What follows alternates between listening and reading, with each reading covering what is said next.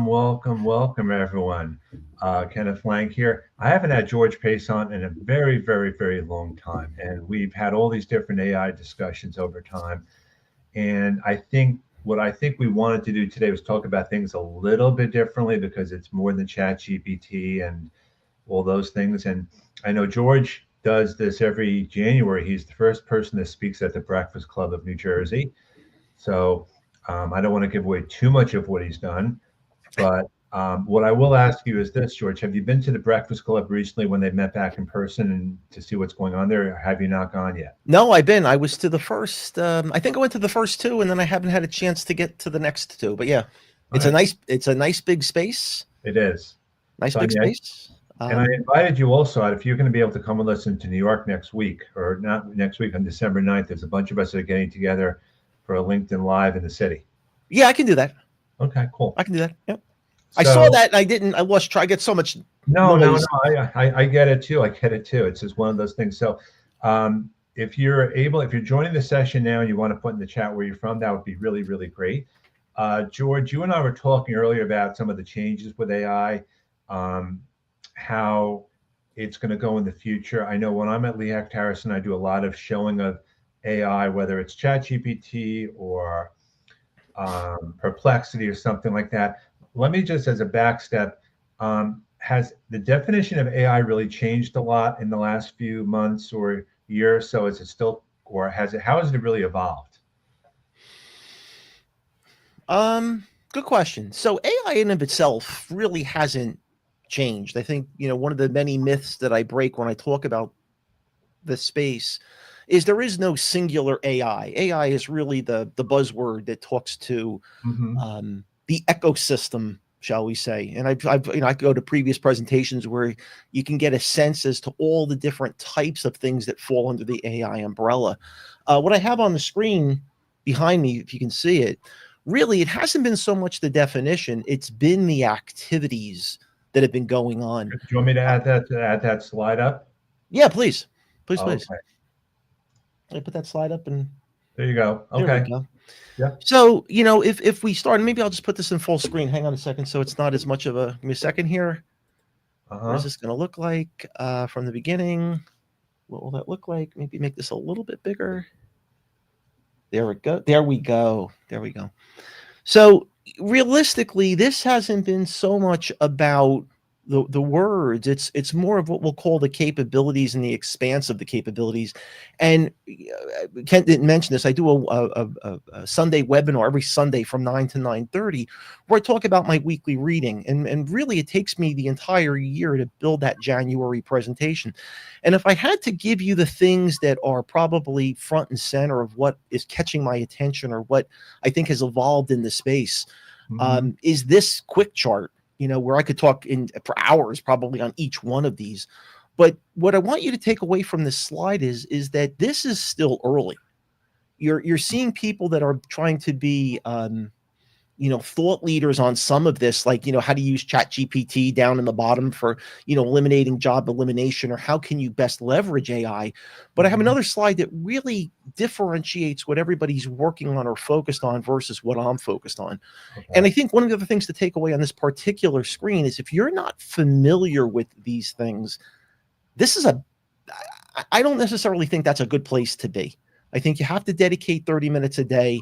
You really need to stay on top of these things because Apple's doing a lot of work in terms of intelligence and putting chips in their products. The Chat GPT now has this search thing where there's going to be Google competition with, Bing and Google and all that other stuff. What's the Mm-hmm. difference between an assistant and an agent? And if there's one thing I want you to take away today, if you do not understand what an AI agent is, you really need to dig into that. And I have a slide that kind of talks to that briefly. But that, to answer your question, Ken, it's really much more about what's going on in the ecosystem versus anything new in the ecosystem. So you bring up a good point there. I think a lot of us aren't necessarily familiar with exactly what all the terminology is. Mm-hmm. So it's helpful to understand that from that perspective. I know a lot of us, we hear about NVIDIA all the time as like one of the leaders of AI, but there's so many different other businesses, so many different things there. So This um, this this is one of my hot topics or one of my hot buttons is if you go on an interview and you do not understand these terms, they will know you don't know within the first minute. It's easy. You're going to need to get this vocabulary. If you want somewhere to start, that's probably the best starting point, because the vocabulary says, oh, it means this. Well, wait, what does that really mean? And you start doing your investigation. So to me, it's always been about the vocabulary. Mm-hmm. So how did you get started with all this? Let's just take a step back. I mean, back before we first met, and we first met at the Breakfast Club, you were at Prudential. Yep. And but was this a passion of yours, or was this something that kind of came to you with what you were doing in your career? My God. I could write a book on this one. Then why don't you? Then why don't you write? I should, Ken. Honest to God, I should. So here's kind of the. I'll give you the Cliff Notesiest version of this I can. When I started in Prudential, there was this thing called the IBM PC that came in the front door. Mm-hmm. And long story short, I got into a group that was considered like their top tier group. It was called Office Systems Research and Development. And what I learned from that was, or I got the passion for emerging and evolving technologies. And it wasn't so much about the technology, but it helped me to think differently about this space. It helped me to embrace change. It helped me to understand that change is a constant. And throughout my career, I was always on the next hot topic. There never was a topic where I just said, no, I'm done. I'm just going to stay here. This probably started catching my attention around, I don't know, 2015, 2016. If you actually go out to my YouTube channel, in 2017, I'm sorry, 2018 and 2019's presentation, one was, will AI take my job and how to AI proof your career? So I've really been on this in some way, shape, or form, probably since around 2016. And again, it's just based on how my career evolved that I was always aligned with disruptive technologies and how to make them consumable.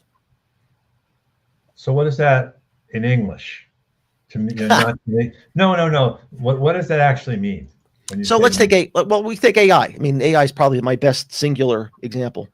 There's a lot of noise.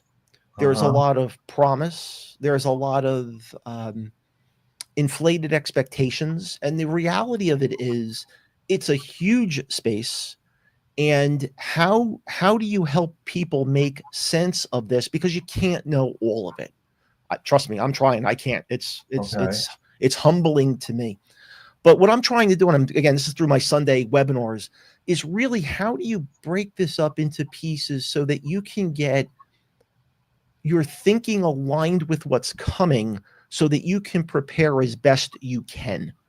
And it takes that experience or that background that I have. And I'm saying, I've seen this before. There's so many patterns that are here in this particular space that, history does repeat itself in a sense.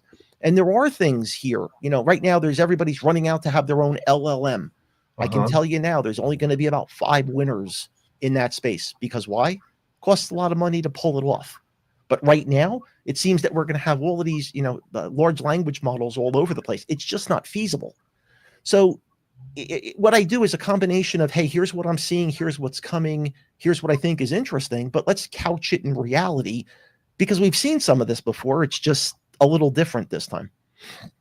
So there's so many people out there that talk about AI. They talk about how they can do AI for other people and things. How do you know, as a person that's interested in AI, who the right person is, or what? How do you know that they're actually, walking the walk and speaking or talking the talk, as opposed to just throwing something together and making it seem like they know what they're talking about and they really don't? Boy, there's a couple of answers I could give you to that. Okay.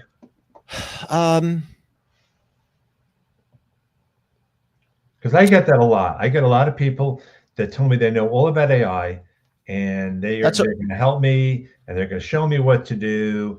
And I don't know if I can't tell if I know what they're talking about or not, because I don't have a lot of really understanding about it. So I'm playing devil's advocate here. Yeah, let me give you this slide. This slide's going to be part of the January slide. So I really do like the way this slide came about. Okay. And I'm going to answer your question in a couple of ways. This is one of them. Mm-hmm. So, and again, this is CIO Magazine. You can see from the link, 92% of IT jobs, blah, blah, blah, blah, blah. This is kind of a hype. This is, meant to sell, clicks. We're going to see change. Change has been a constant. Now, one of the things I've noticed, and I think this is kind of one of those attributes to look for, Ken, is clearly there are people, the job market is what the job market is, and they're looking to find their next opportunity. And the question I want you to ask yourself, especially when you're listening to the so-called experts, what is it that you are focused on, or what is it that they are concentrating their efforts on? So on the left-hand side, we could call this kind of the recipe. And this is what you're seeing. And oh, by the way, this is not good or bad that other individuals are doing it. I'm trying to separate kind of how you can distill where somebody's knowledge base is. On the left-hand side, you're going to encounter people that could be really, really, really, really good with these large language models and help you with everything in this list and then some. How do you create your content stream? How do you get the cheat sheets to figure out, how to apply for that job or prep for interview questions? To me, this is going to be table stakes on the left-hand side. These are things that are that will be the new normal. Well, it's probably the new normal now, but I think you'll see more of this over 2025 and beyond. I don't talk about a lot of this stuff on the left because it's more tool-based and it's more what I'll call hands-on based. What I'm focused on is on the right-hand side. And we've already talked about the first one. Do you have the vocabulary in place? Having the vocabulary in place is very different than everything that's on the left-hand side.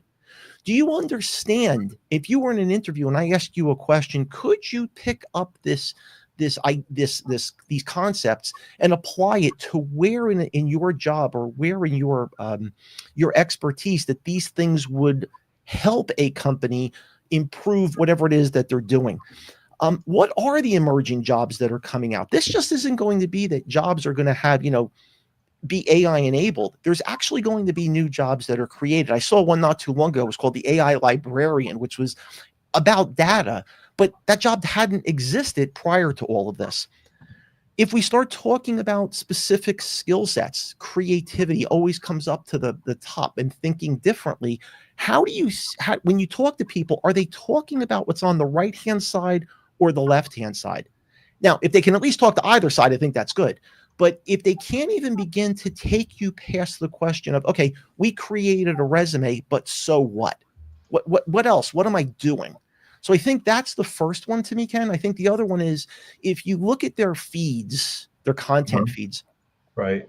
If they're putting out content on a regular basis, take it from me, that's difficult. Now, mind you, some of these, there's a couple of people from IBM I follow, and I'm sure their staff helps them with they have to. They cannot possibly be doing this on their own, from my experience anyway. But you're seeing a storyline that's being built. You're seeing insights that are given.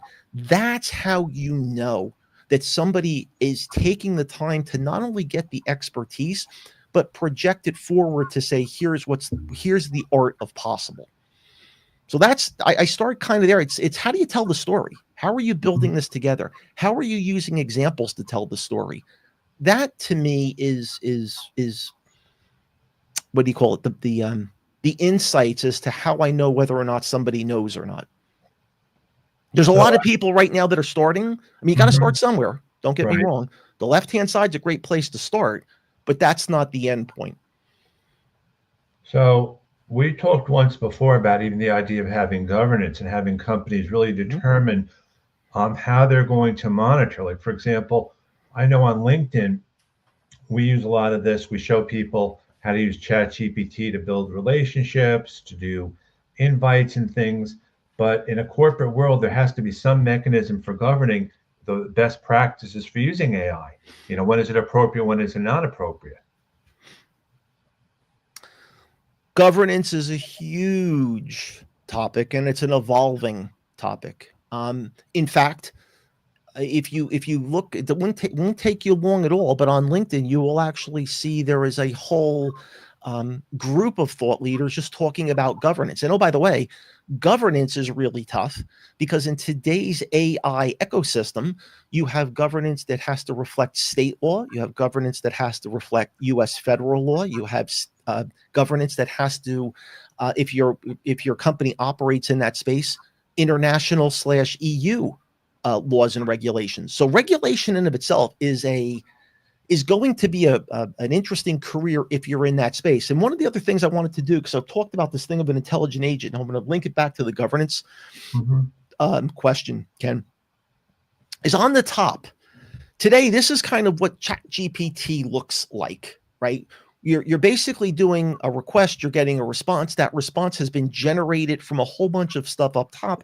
And this is what everybody is talking about today. When we talk about an agent, as the old expression goes, it's exactly the same but completely different. What's going to happen is you're still going to have this thing of, I need to perform this function rather than ask a question, and you're going to get a result. But if you look at this, the guts of this thing, where you start seeing capabilities like I can reserve something, modify something, cancel something, inquiry on something, recommend something. What are the AI models I'm going to use? What are the data sources that I'm going to connect with? How much of this is going to be stored for future reference? This thing, and this is probably the highest and easiest level I've come up with so far, this is the one that's going to do the work. And if you compare and contrast it to GPT today, all this is question answer for the most part, right? It's generating an answer, why it's called generative AI. But in these intelligent agents, it's really going to take this idea of an agent and it's going to be able to do something very specific. Now, think about that from a corporate perspective. What does trust mean? Who's monitoring the data? At what level do we want something to do automatically on our behalf? What's that risk tolerance that we're going to have? So this is a taste, when we get back to governance, this is massive stuff that's coming that, again, it's all in the early innings of. And you can just see, if you just look at this, and oh, by the way, an agent, if you think of an agent, I want you to think of an agent like a Lego. And there's going to be thousands of these agents. And the beauty, the challenge or the beauty, depending on how you look at it, is you're going to be able to take these agents and snap them all together to create various solutions. There's an agent will allow you to do a singular thing. I think on this next one, there's this other product that's out there, and this is going to be part of, I think, applicant tracking systems going forward. Ashby HQ. So if you look at the top, it's ashbyhq.com/AI. And if you look at all of these things, and I actually just created a simple slide. This is directly off of their website. I didn't make this up. But if you start looking at all of these different things, each one of these could be an agent unto themselves. You can have the email response classification agent where you send in a bunch of emails. It's going to do a whole bunch of magic and come out with a result. How companies are going to use AI generated filters on candidate searches. Each one of these, I was talking to Ken earlier today, if you think about the whole onboarding process, the onboarding process is pretty similar. Well, think about that being automated. If you get laid off, that process is pretty straightforward. How would you automate that with agents? This is why it's so difficult to say, when we talk about these jobs, what's augmentation versus what's a threat. So early on, I said, if you don't know about agents, begin learning about them. This is why. And back to your other question, Ken, of when people start saying, how do I know this person knows? Can they start putting together these skeletons for you to say, look, I may not have all the answers, but it's probably going to look something like this. You need to start adding that connective tissue to make it make sense for your space of expertise. So I wanted to do a few call outs here. We have Meryl Cass, who's here, actually not too far from me in Paramus. And I'm really honored to have Linnea Johnson here. She's actually checking in. It's Wednesday morning in New Zealand, where she's checking in from. And then I see Adrian Gergich as well. This is an open conversation. I mean, George and I have had many different chats over time. So if there's any questions that you have or anything type away that you want us to talk about, feel free. Because George and I, we get together and talk before about what we're going to talk about, but we never know exactly where these conversations are going, obviously. Yep. And again, this is a large space. I in my career, go back to your earlier question, Ken, Uh-huh. I've never seen anything like this. This is, it's funny if you really just take a couple steps back and look at the entire ecosystem, there were so many things that got it that have enabled where we're at today. If you think of big data, right? Big data was the thing way back when. Well, that had to do with, how do you really store and query against all this data? That played a role. Cloud is playing a huge role where you can spin up all of this resources and not have to build it out. Microservices are kind of like what an agent is today. I mean, it's really been interesting to watch even the past 20 years, and it's built the foundation from that's really enabling, all of these things we're seeing today. I've never really seen anything like it. So I think what I think about as well is where does this go? Because all I keep hearing is that AI, this is the start of it. It's just the beginning of a process. Yep. And we don't really know where it's going to end up. I mean, um, I'm, I embrace it because if I don't embrace it, I'm not going to really be sure where it's going to go. I know LinkedIn is doing a lot of AI testing with a lot of things that they suggest, and I don't know if that's LinkedIn or Microsoft, but I just wonder, is this going to be beneficial for all of us at the end, do you think, or is this something that we really need to be worried about? I have like three answers that want to come out at the same time. Well, let's start with the easiest one first. Ignorance is not bliss. Okay. So you can't you avoid this space at your own peril. Okay. So to me that's principle number one. And then I guess the corollary to that is, if just because you don't know it's happening doesn't mean it isn't. So there is this. You think of this as where there's smoke, there's fire. Okay. If I were to list out concerns or challenges, we're still in the first or second inning of this, because Okay. regulations still need to evolve, capabilities still need to evolve. We're still waiting on the results of lawsuits on basics of copyright and the ability of consumption of public data. And I was We going to ask know, you about that because there's a lot of people worry about that. It's like we all have our content over time, but is it our content for people to do what they want to with it, or is it content that is out for the world to deal with?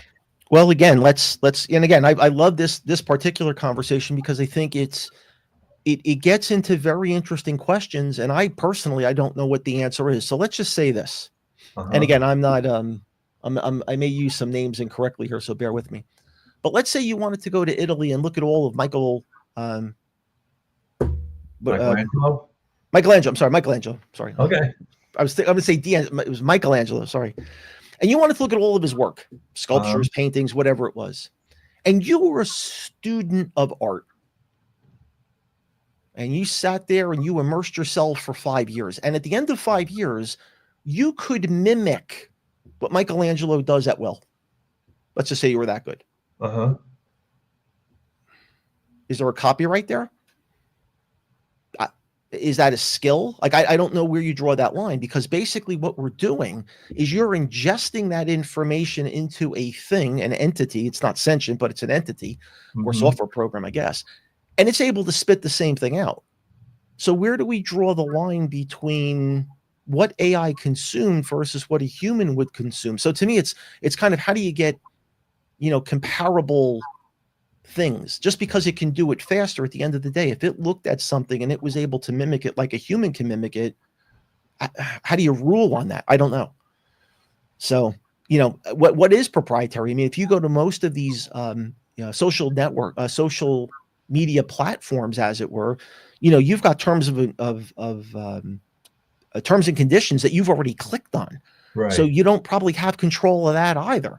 So, I think it gets more interesting if we start talking about medical information, if we start talking about personal information. I think that's a valid space to talk about. But, a lot of the stuff that's out in the public domain, we've been posting that in a sense publicly, clicking on terms of terms and usage that nobody ever read.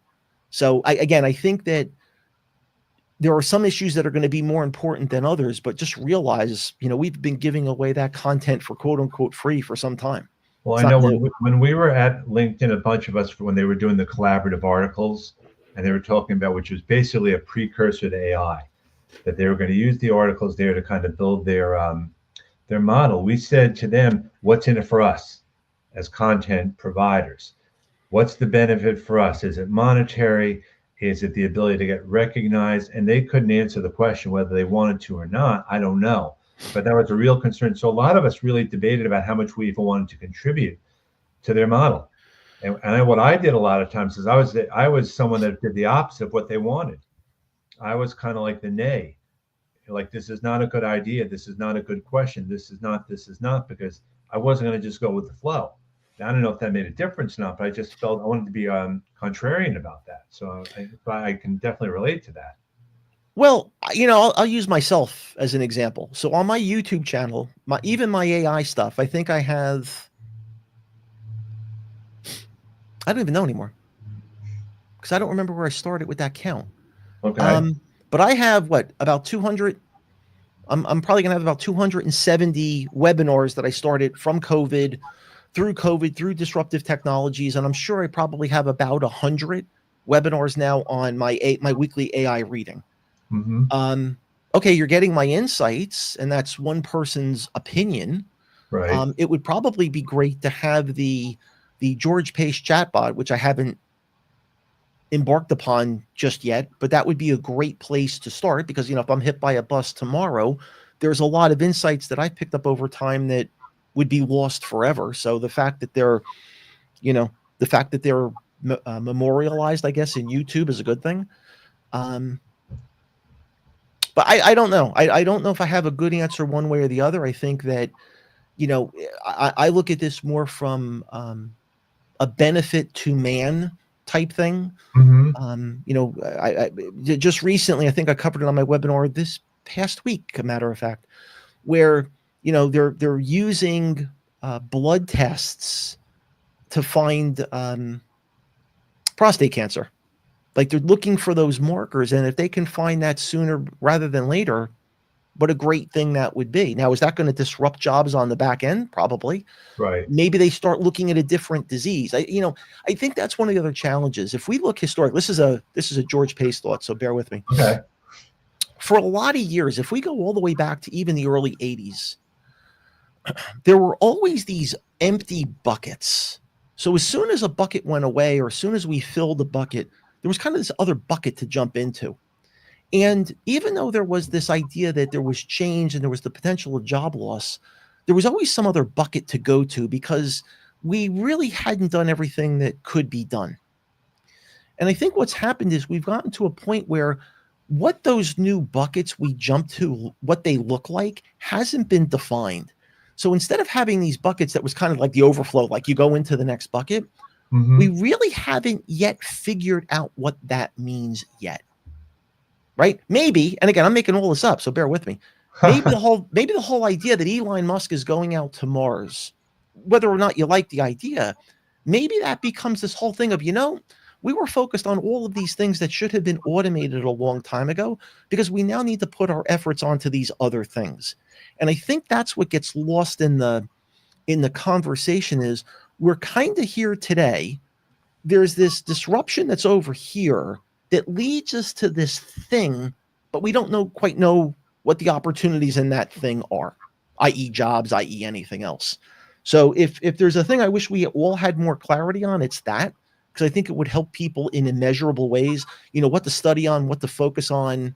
But I think that's where we're at right now. Society just in general is we're looking for, okay, if all of this stuff happens, good, bad, or indifferent, what's that next thing we go to? And I don't really know if I've seen anybody be able to crisply define that, but realize that there's a lot man hasn't done yet, just from a medicine perspective, right? A medical perspective. So, okay, let's say they were able to cure cancer A tomorrow. and cancer B the day after that. Well, there's still diseases that are out there we haven't even begun to, really put that same level of effort into. So I don't know. It's a good question. I'm always of the belief that there's going to be other opportunities. I think the challenge here, though, is if we don't change how people think and get educated on some of this stuff, I think that's one of the many gaps that needs to be addressed. Because if I'm not teaching you how to be creative, and if I'm not teaching you how to think differently, and I'm not teaching you how to, really, really do something that's not rote per se, or something that could be automated, I don't know if we really teach that in the school systems. And I think we're going to need more of that, not less. Yeah, I do think, and again, I have Linda Brubaker here on the call. Linda was actually a recruiter, I believe, for a while too, and she and I share very similar things. My challenge is this: it's really what do you do with the information that's there? You take what's there, and the AI models are only as good as the content that's provided. Mm-hmm. Is what it comes down to. So it's like good data in, good data out, bad data in, bad data out is kind of how I look at it. And it's like you have to take what's there as a first step. We always talk about that in the different sessions. It's not your end all, but it's a starting point. I mean, I use AI all the time. When I don't know what someone does from a job search perspective, it's a lot easier for me. I used to Google things. Now I just go to I just AI things, if you will. Mm-hmm. I mean, which is kind of the next iteration of that. Well, it's easier for me. Yeah. Well, you're assuming that all the information you would get on a Google search is right anyway. Yeah, definitely. Right. And one of the other things, I want to go back to this for a second, Ken. And again, now we're going to get a little bit deeper into the weeds, but just as an FYI, today, these GPT models, you may have heard of, obviously, OpenAI's ChatGPT is the big one. Anthropic is another one that's out there. Google's Gemini, or whatever they called it this week, is out there. So there's these what they call large language models. Mm-hmm. One of the things that we're going to see is when you do create these agents, these models are not going to be large. It's going to be small models. And the beauty about small models is that they're going to be focused on a very specific topic. Mm-hmm. So the ability to have, I'll make up a word, more correctness, mm-hmm. in a sense, is going to be a function of that. And oh, by the way, something else I talked about, I'm going to assume this year, it could have been last year, I lose track of some of this. There was actually work done that was posted in a white paper to the Cornell University archive site, where they actually talked about a way, instead of talking to a singular agent, what if you talked to an agent that agent had 3 or 4 different large language models that argued amongst themselves to get the right answer out? So when I get back to all of this is still in its early phases, it really is. And it's questions like the ones you're asking that are helping to drive, these iterations to make it better over time. But there's always going to be bad actors out there. That's why we have cybersecurity and, cybersecurity threats, because, even on the simplest of technologies, there's bad actors. So no, I agree. And a lot of the questions I bring up to you, I bring up to other people, and I hope other people bring them up too. That's why I like to embrace this as opposed to be afraid of it, because I want to make it better.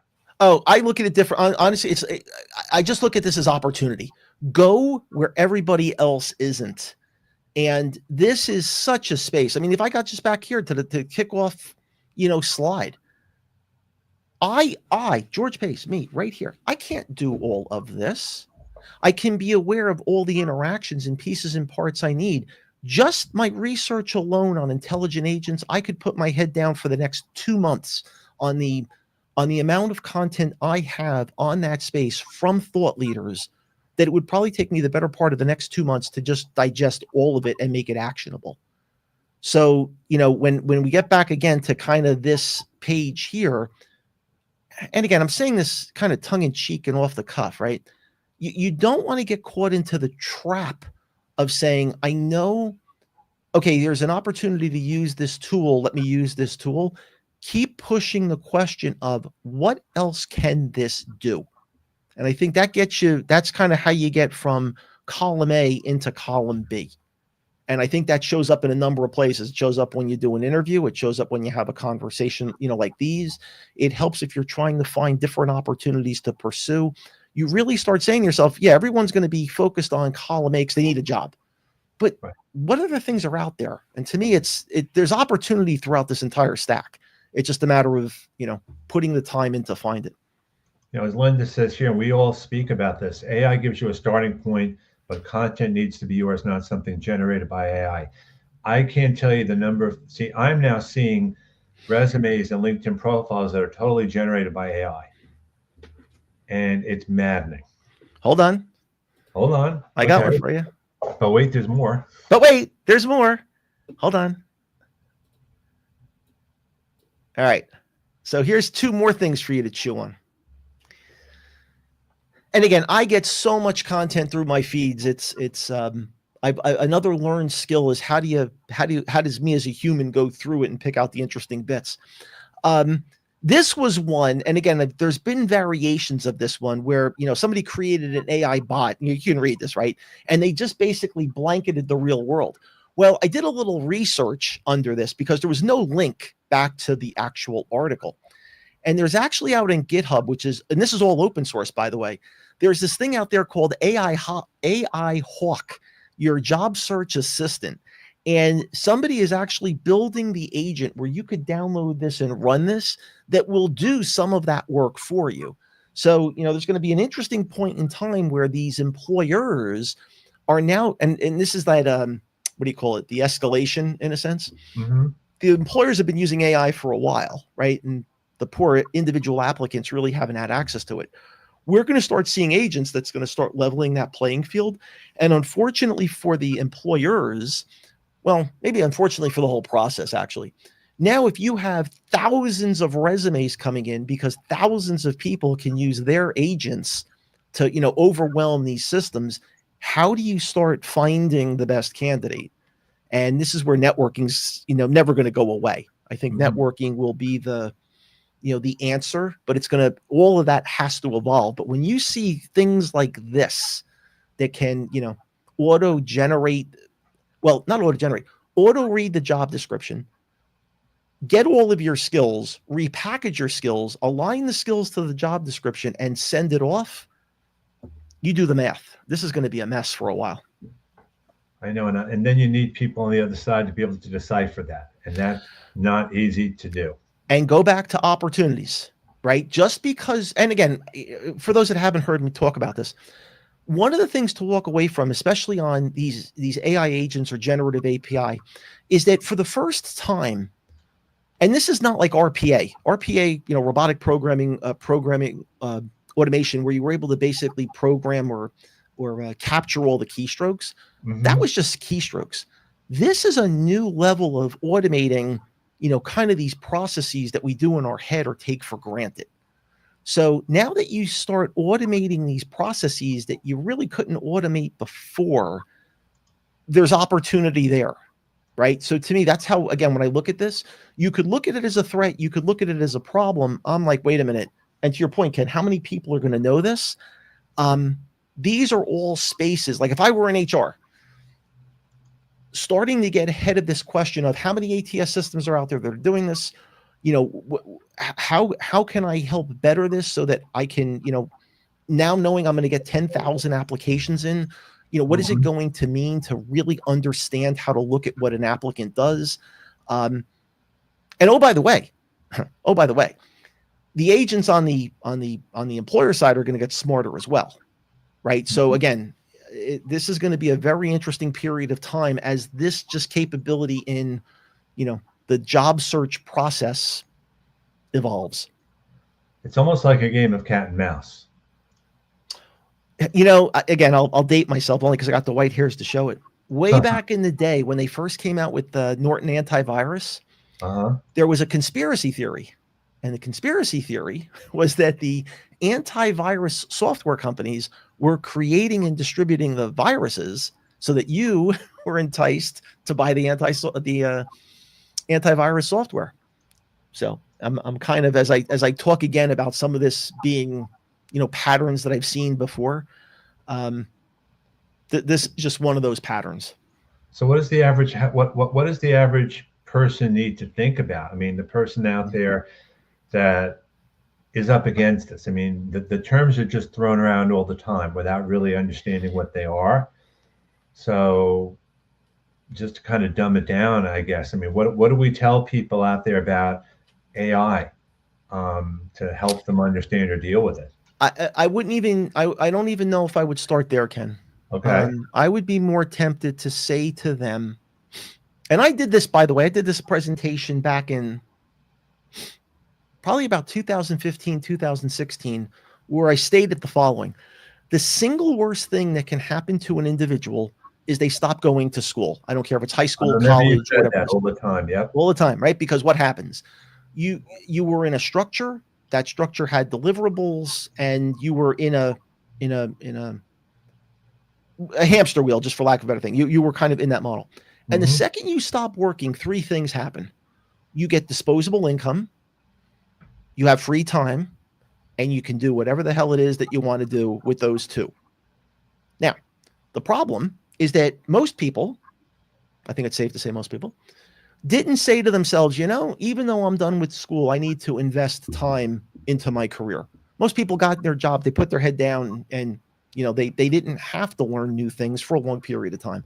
So I think the first thing to tell people is you have to rethink how you allocate your time to do the things it is that you do.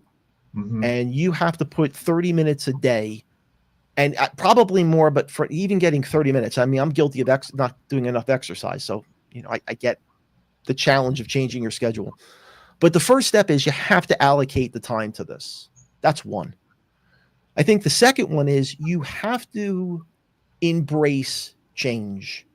And I know that's easier said than done. And I know people hate change. I get it. It's a scary place to be. But if you can't get those first two in place, I can give you all the AI advice and guidance, you know, you could shake a stick at. You're not going to get to it. And then you have to learn to just experiment.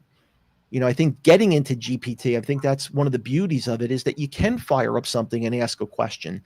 You know, maybe that you have to come up with a few goals. I mean, I can Mhm. tell you I have on my Twitter account, or X, whatever you want to call it, I have a paid subscription because I do the streaming, and I use Grok, which is Twitter's version. And, you know, I've learned the limitations of Grok. You know, it's been interesting to try and get something out of it and learn its language, but that's where you have to start. And if you can at least get those first, you know, two or three things together, then you can put your hand up and say, okay, I started to get this base. What do I do from there? But if you can't even get the base in place, you know, a lot of this other stuff is, you know, what Buck Rogers in the 21st century. So I'd start there. I think that's a great way to end this conversation today too, George. I want to thank you very much for being here today. I'm going to actually post this up on LinkedIn from a YouTube link as Sure. well. And I look forward to having future conversations with you. All good. All right, take care. Thanks everyone for showing up. All right, bye.